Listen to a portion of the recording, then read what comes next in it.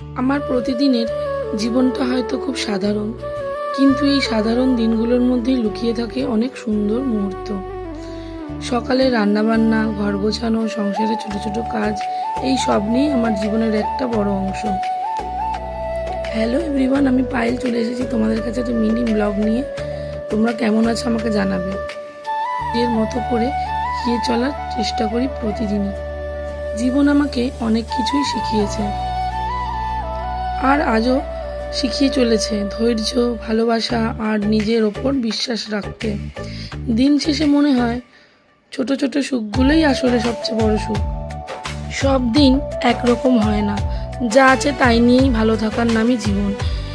কখনো কেউ পাশে থাকে, কখনো কেউ থাকে না, তবুও পথ চলা থেমে থাকে না।